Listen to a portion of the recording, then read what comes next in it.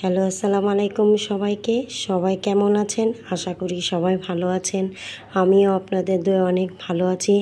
আজকে আপনাদের জন্য একটা ভিডিও নিয়ে আসছি। হয়তোবা আপনাদের এই ভিডিওটা আপনাদের অনেক উপকারে আসতে পারে।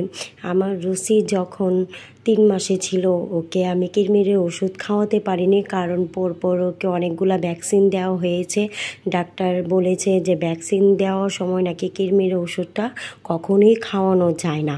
এর মধ্যে যখন ডাক্তার আমাকে টাইম দিল যে কৃমির ওষুধ ফেব্রুয়ারি মাসে 1 তারিখে খাওয়াতে হবে, তার মাঝেই হয়েছে কি আমার সাথে একটা রসি হিটে এসে পড়েছে।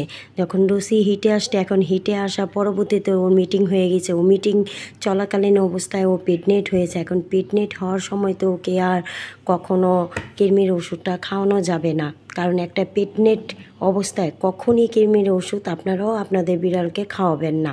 এই জন্য আমি একটা ঘরোয়া পদ্ধতি বের করছি। ঘরোয়া পদ্ধতিতে এই খাবারটা খেলে কিছুটা ওদের কৃমি দূর হবে।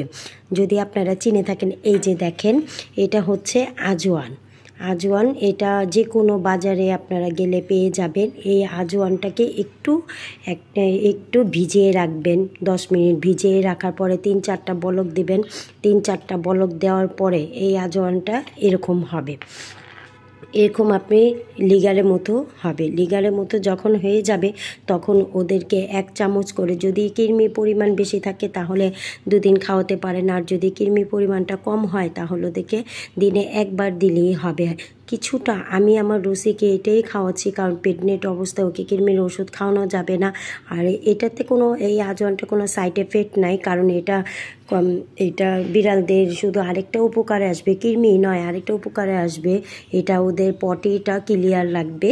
এটা খেলে কোনো সাইড এফেক্ট নাই। নিশ্চিন্তে আপনারাও এটা ব্যবহার করতে পারেন যদি আপনাদের বিড়াল প্রেগনেন্ট হয়। আর প্রেগনেন্ট না হলে তো আপনারা বেড থেকে কোনো ওষুধই খাওয়াতে পারবেন, ওটা কোনো ফ্যাক্টর না।